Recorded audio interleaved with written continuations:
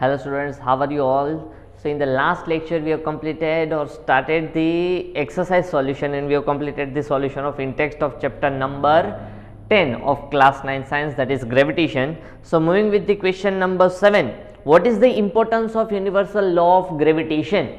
What is the importance of universal law of gravitation? So gravitation का importance क्या है? That it is the force that binds us to the earth. ये हमने discuss किया है when we were learning the theory of this chapter. That it is the force which binds us to the earth.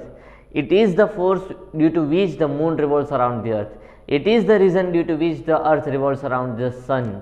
It is the reason due to which the tides and ebbs occurs due to the sun and moon. So it is the force which attracts one object with any other object. If there are two objects possessing mass, then there will be an attraction. So they do attract each other if they possess a mass.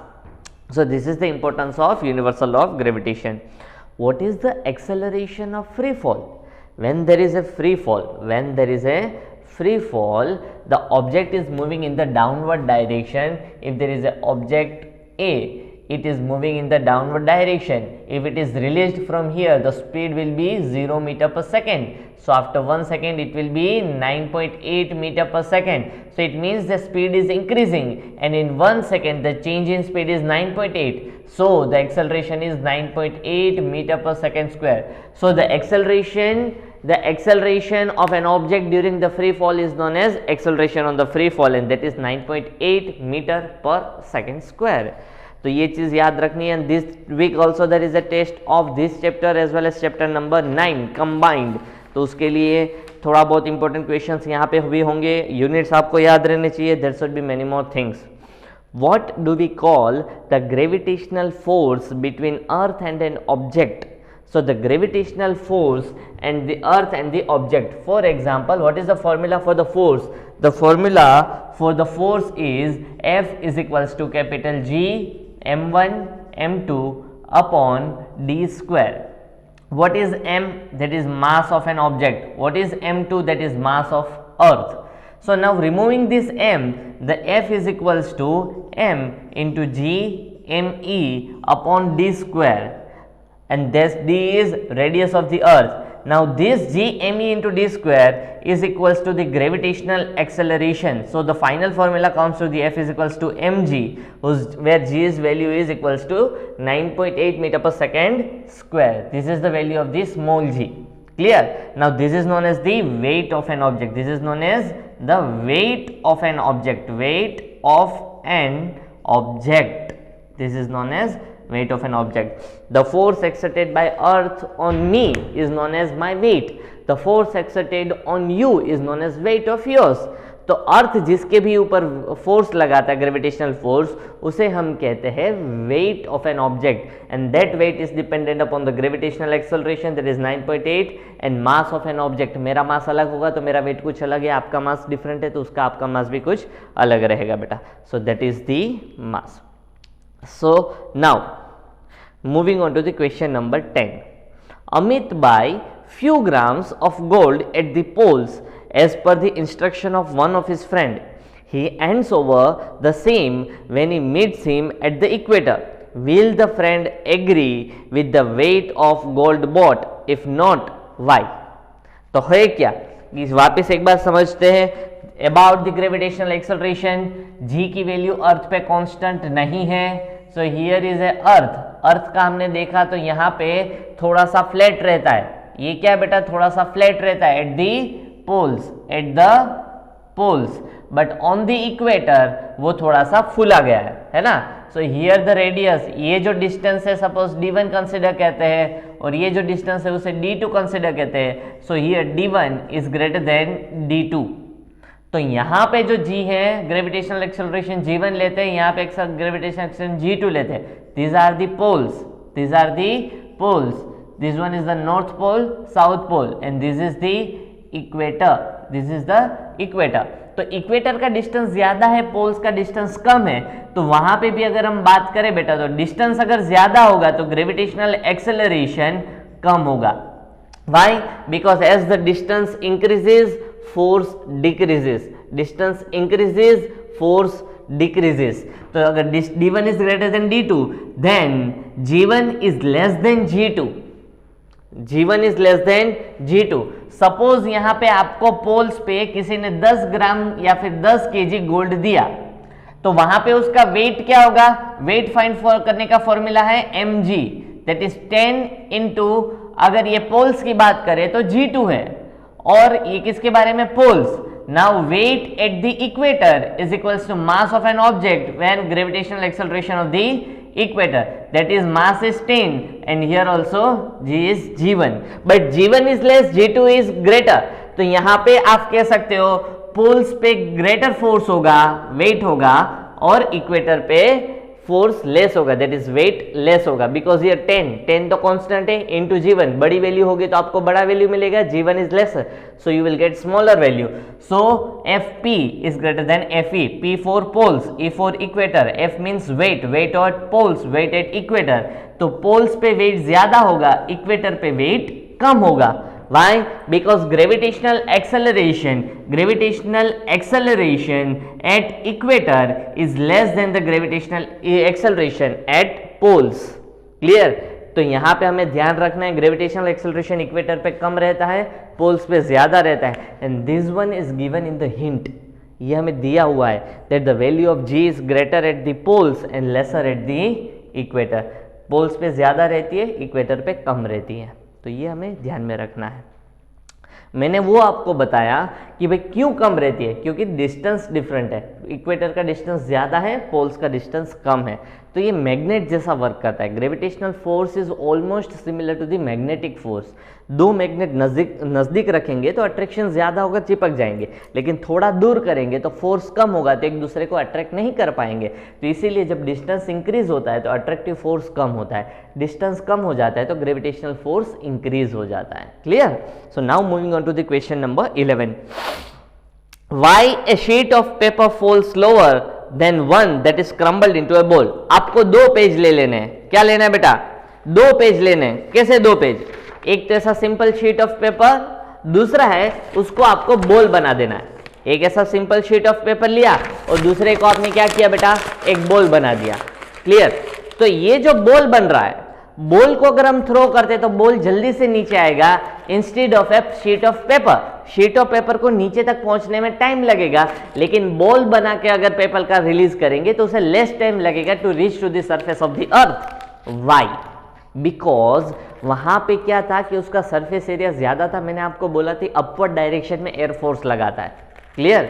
Now this one is a higher density. ये क्या हो गया? उसकी density ज्यादा हो गई, उसका मास ज्यादा हो गया, एरिया कम हो गया. Clear? So it is a higher density, और ज्यादा डेंसिटी की वजह से जल्दी से नीचे आ जाते क्योंकि उसके ऊपर एयर का फ्रिक्शन लेस होगा.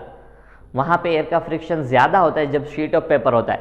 जब शीट ऑफ पेपर है तो क्या होगा बेटा? यहाँ पे attraction, force of attraction, that is a frictional force, उसकी वजह से कम हो जाता है. फ्रिक्शनल फोर्स लगेगा तो फोर्स ऑफ अट्रैक्शन कम हो जाएगा. लेकिन जब बॉल बनाया था बेटा हमने, तो उसमें क्या होगा? डेंसिटी कम होने की वजह से नीचे छोटा सरफेस एरिया हो गया, तो फ्रिक्शनल फोर्स कम लगेगा, सो वो जल्दी से नीचे आ जाएगा. Now moving on to the question number 12. Gravitational force on the earth on the surface of the moon is 1/6 as strong as gravitational force on the earth. What is the weight in newtons of a 10 kg object on the moon and on the earth? हमें क्या दिया है? Weight of an object on the moon is 1/6 than the weight of an object on the earth. ये चीज हमें question में दी है.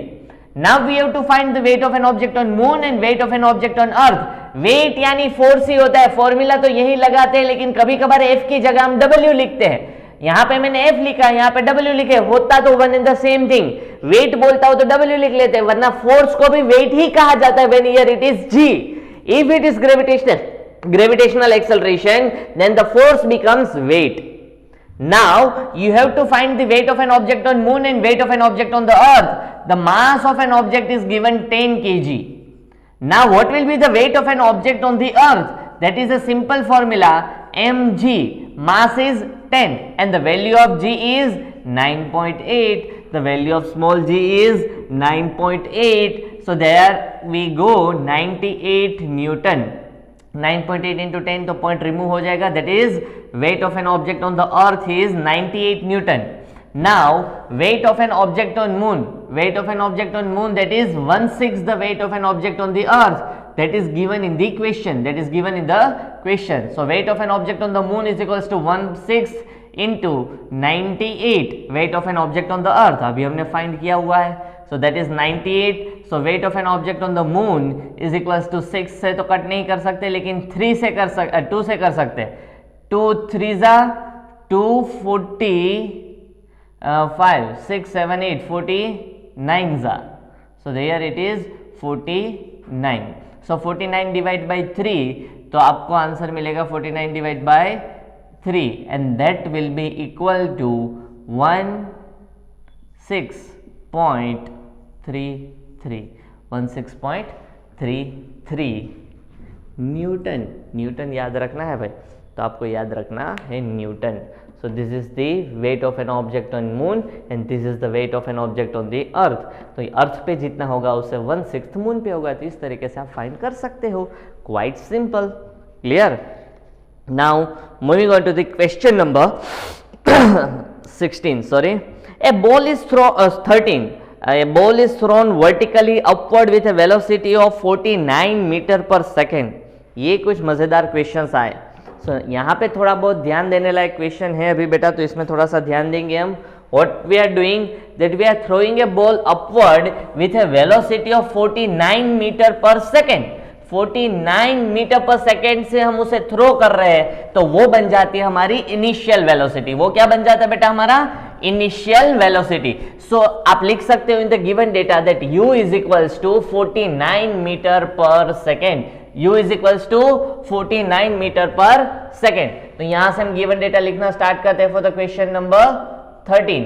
तो यहां पे गिवन डेटा में क्या लिख सकते हैं बेटा? That initial velocity is given as 13 metre per second. 13 ही है ना कि कितना है?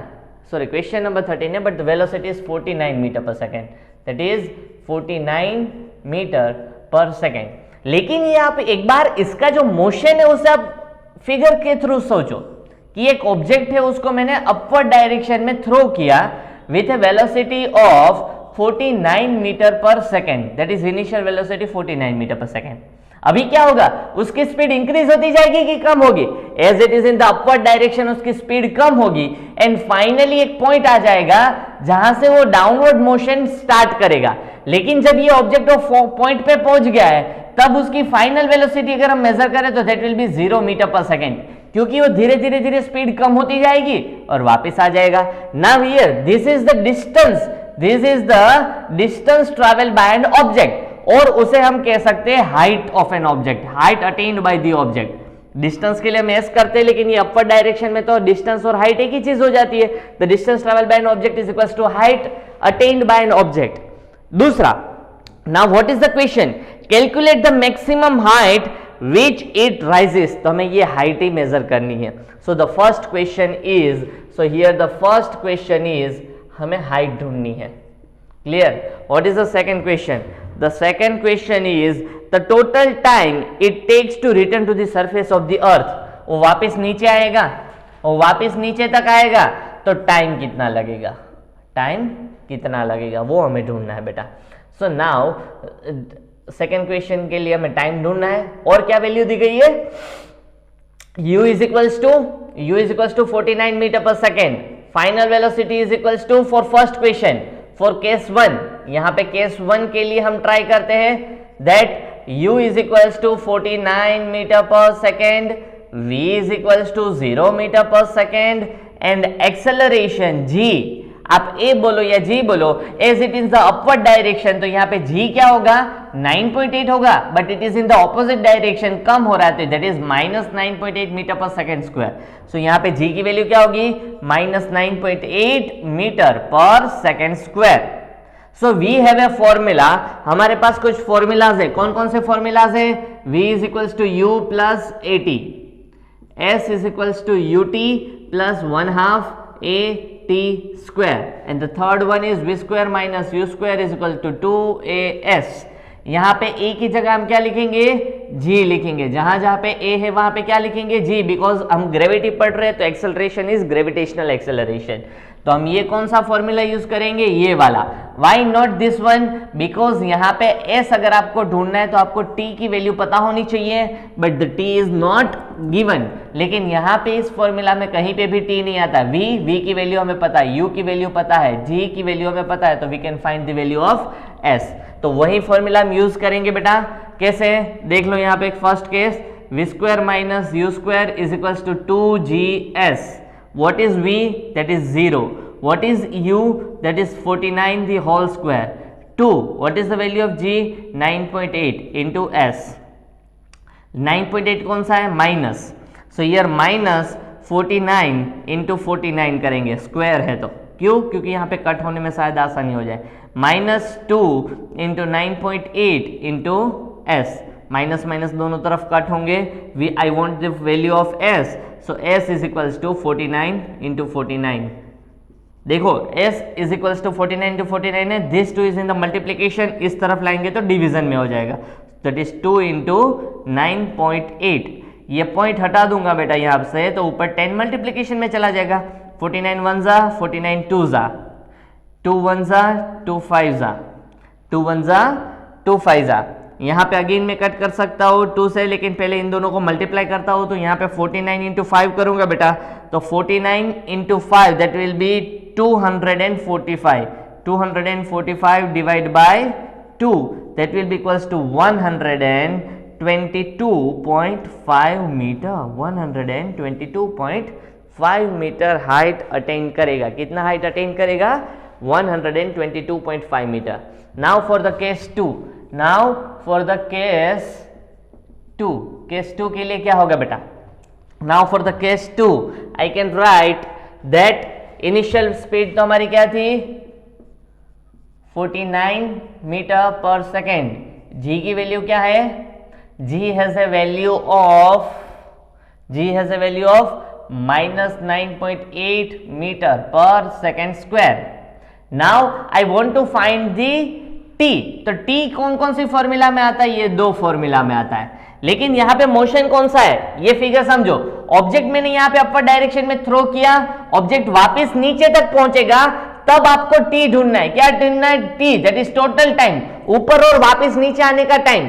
तो जब नीचे आएगा तो उसकी फाइनल वेलोसिटी कुछ अलग होगी। तो यहां पे हम v is equal to 0 metre per second नहीं ले सकते, इसीलिए मैंने केस 1 एंड केस 2 को अलग किया है। क्यों, बिकॉज केस 1 के लिए फाइनल वेलोसिटी 0 होगी, केस 2 के लिए तो वेलोसिटी वापस इंक्रीज होते होते नीचे तक कहीं ना कहीं कुछ ना कुछ तो इंक्रीज हो ही जाएगा। लेकिन हमारे पास अभी डिस्टेंस है कि हाइट है, हाइट कितना, उतना टोटल डिस्टेंस कितना ट्रैवल किया है कि ऊपर जाने का 122.5 मीटर, तो वापस नीचे आने के लिए भी कितना है, टोटल डबल करेंगे ना, जितना ऊपर जाएगा उतना ही नीचे आएगा। तो ऊपर हाइट कितनी है, 122.5 मीटर, तो टोटल डिस्टेंस कितना हो गया, 122.5 इंटू 2 दैट इज 245 मीटर। वापिस याद रखो ये 245 मीटर कहां से आंसर आया बेटा, कि हमें पता है कि हमारी टोटल हाइट कितनी है कि 122.5 मीटर। मतलब जब ऑब्जेक्ट को हम नीचे से ऊपर जाएंगे तो मैक्सिमम हाइट कितनी अटेन करेगा, 122.5 मीटर। वापिस वो नीचे तक भी आएगा ना, तो again 122.5 meter, that is 122.5 plus 122.5 that is equals to 245 meter. इन दोनों को ऐड करेंगे तो कितना हो जाएगा, 245 मीटर। क्लियर, तो ये चीज हो गई। नाउ हम एक और चीज यूज करते हैं, that is this equation, s is equals to ut plus 1/2 gt square. s is equals to ut plus 1/2 gt square. चलो किस तरीके से ढूंढेंगे, यहाँ पे इस तरीके से आपको t निकालना है, t की वैल्यू चाहिए भाई, t की वैल्यू चाहिए। किस तरीके से आप ले सकते हो, जल्दी से सॉल्व करो, ये आपका होमवर्क रहेगा। एक केस मैंने सॉल्व किया है, दूसरा केस आपको सॉल्व करना रहेगा। क्लियर, तो यहां पे इस तरीके से करो। दूसरा एक मेथड है, क्योंकि ये थोड़ा सा लेंथी है तो मैं आपको एक दूसरा मेथड आपको समझा रहा हूं, दैट इज, देखो एक्सेलरेशन तो 9.8 ही है। जितना टाइम ये कोई भी ऑब्जेक्ट को ऊपर पहुंचने में लगेगा, कि सपोज टाइम t1 लग रहा है, तो वापस नीचे आने में भी टाइम t2 लग रहा है। ऊपर जाने के लिए सपोज जितना टाइम लगेगा उसे t1 कहते हैं, नीचे आने के लिए जितना टाइम लग रहा है उसे t2 कहते हैं। तो ये दोनों क्या होंगे, इक्वल होंगे। T1 will be equals to T2. क्यों? क्योंकि कोई भी एक्सटर्नल फोर्स नहीं लग रहा है and G remains constant, G remains constant, कि हमारा G कांस्टेंट है। तो इसी तरीके से पहले ऊपर जाने का टाइम निकाल लो। ऊपर जाने का टाइम कितना है वो आप इस फॉर्मूला से लगा सकते हो, V is equals to U plus GT, V is equals to U plus GT। V कितना है 0, U कितना है 49, G कितना है -9.8, व्हाट इज T वो तो ढूंढना है। -9.8 को इस तरफ आने देंगे तो प्लस 9.8 T हो जाएगा divide by 49। So T is equals to 49 divide by 9.8, point हटाएंगे तो ऊपर मल्टीप्लाई बाय 10, 49 1 जा, 49 2 जा, 2 1 जा, 2 5 जा, तो टाइम कितना हुआ बेटा 5 सेकेंड्स। तो जाने के लिए 5 सेकेंड्स, तो आने के लिए भी कितना होगा 5 सेकेंड्स। तो total time is equals to 10 seconds, total time is equals to 10 second. This will be the answer, this will be the answer. क्योंकि जाने के लिए 5 सेकेंड लगते हैं तो आने के लिए भी 5 सेकेंड लगेंगे, क्योंकि डिस्टेंस सेम है, डिस्टेंस सेम है, एक्सेलरेशन सेम है, so there will be the same time to take the or travel the distance. Now moving on to the question number 14। Question number 14 इससे थोड़ा ऑपोजिट है।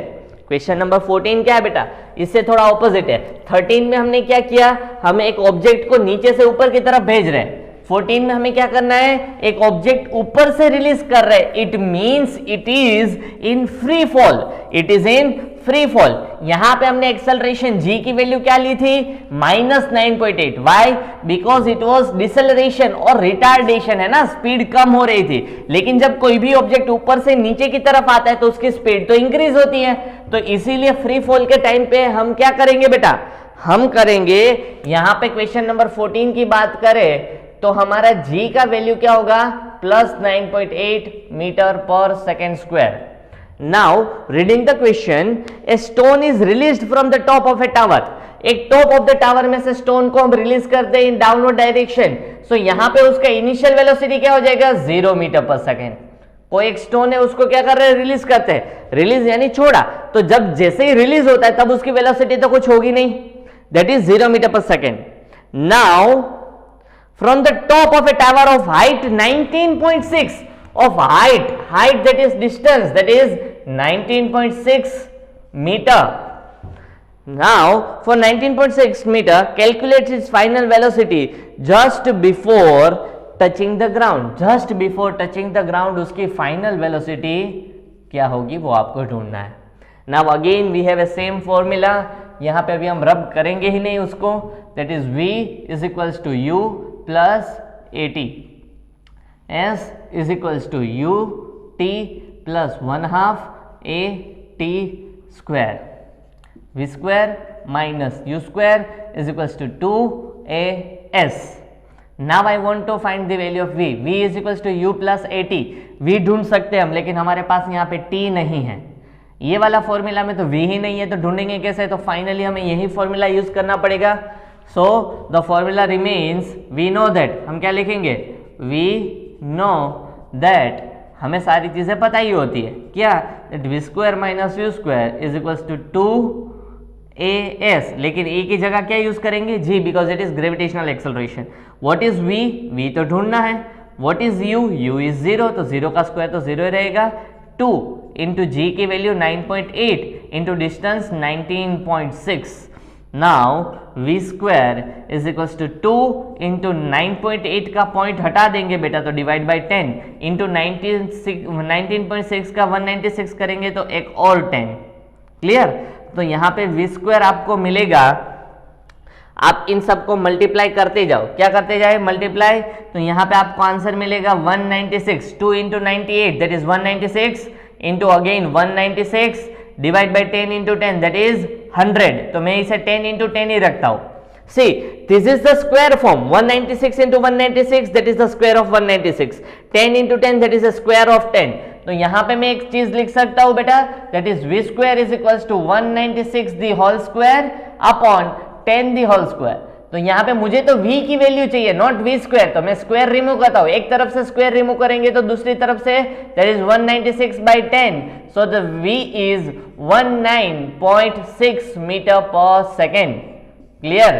तो ये हमने क्या किया देखते हैं वापस बेटा। that we have g is equals to 9.8 meter per second square, u is equals to 0 meter per second, s is equals to 19.6 meter. हमें ढूंढना था v. Why? u is equals to 0 because it is free fall and it is starting of a free fall. जब भी कोई object ऊपर से नीचे जाता है उसे रिलीज करते हैं तो उसकी जो इनिशियल वेलोसिटी होती है that will be equals to 0 meter per second. Now height given, the height is 19.6 meter of a tower. ये टावर से रिलीज करते हैं, so the distance traveled by the stone will be 19.6 meter. जब ये stone यहां पे पहुंचता है, जब ये स्टोन यहां पे पहुंचता है बेटा, तो उसकी स्पीड क्या होगी, तो फाइनल वेलोसिटी हमें ढूंढनी है. सो फॉर फॉर्मूला हम कौन सा यूज करेंगे, we have 3 formulas. So v is equals to u plus at. पहले तो फॉर्मूला में जो चीज हमें फाइंड करनी है होनी चाहिए, तो इसमें v है तो हम शायद ढूंढ सकते हैं, लेकिन इसमें t की वैल्यू हमें नहीं दी गई है. There is no t given in the question, तो ये फॉर्मूला हम यूज नहीं कर सकते. इस फॉर्मूला में तो v ही नहीं है तो उसे यूज नहीं कर सकते. Now for this formula v हमें फाइंड करना है, u की वैल्यू हमारे पास है, a की वैल्यू हमारे पास है, that is our g and the distance s is given. तो ये फॉर्मूला यूज कर सकते हैं. So here the question is v square minus u square is equals to 2gs, v square minus 0 square, u मतलब कितना दिया हुआ है 0, तो v square minus 0 is equals to 2 into 9.8 into 19.6. So now v square is equals to 2 into 9.8 into 19.6. क्योंकि 9.8 है तो उसका 98 किया डिवाइड बाय 10 कर दिया, 19.6 को 196 किया डिवाइड बाय 10 किया. Now v square is equals to इतना. Now again v square is equals to 2 into 98 that is 196 into 196, 10 into 10 तो 10 into 10, 196 into 196 that is the square of 196, 10 into 10 that is the square of 10. 100 मत लिखो. Now हमें v square की value नहीं चाहिए, अब तक हमें v स्क्वायर मिल रहा था. I want the value of v. अगर मुझे v की वैल्यू चाहिए तो मुझे दोनों तरफ क्या करना पड़ेगा, स्क्वायर रूट करना पड़ेगा. क्या करना पड़ेगा, दोनों तरफ स्क्वायर रूट करेंगे तो v स्क्वायर का रूट v, 196 का रूट 196, 10 स्क्वायर का रूट 10, तो यहाँ पे 196 by 10 तो that is 19.6. This is the final velocity. This will be the final velocity when the stone is about to reach the ground. जब भी वो टच करने जा रहा है तो फाइनल उसकी वेलोसिटी क्या होगी, 19.6 मीटर पर सेकेंड. क्यों meter per second, because it is a velocity and the unit of velocity is meter per second. Clear. Now moving on to the question number 15. लेकिन आज के लिए इतना ही रखते हैं, थोड़े ही क्वेश्चंस किए हमने, ज़्यादा क्वेश्चंस नहीं किए हैं, लेकिन जितना भी किया उसको 2-2 बार आपको लिखना है in the homework. All in-text questions, all examples and all exercise questions should be written 2 times in your notebook as a homework. Clear. तो इतना आपको करना है, then and then we will be able to remember. Practice करनी है, वरना पता ही नहीं चलेगा कौन सा इक्वेशन यूज करना है, कौन सा डेटा दिया हुआ है, तो ये चीज़ आपको कर देनी है बेटा. Thank you.